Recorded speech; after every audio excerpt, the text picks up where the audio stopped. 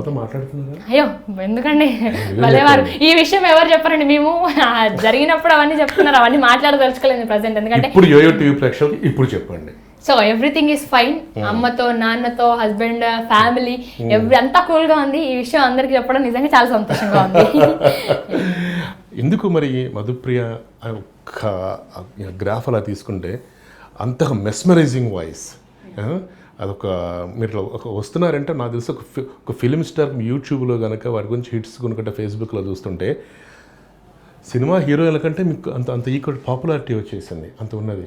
కానీ అదొక మచ్చలాగా వచ్చేసిన తర్వాత పెళ్ళికి సంబంధించింది ఏమ్మా, ఆ కన్ఫ్యూజన్స్ చాలా వచ్చేసినాయి. అది మచ్చ అని నేను అనుకోనండి, ఎందుకంటే లైఫ్ అన్నప్పుడు సక్సెస్ ఎంత బాగుంటుందో ఫెయిల్యూర్ కూడా అంతే బాగుంటుందని నా ఫీలింగ్.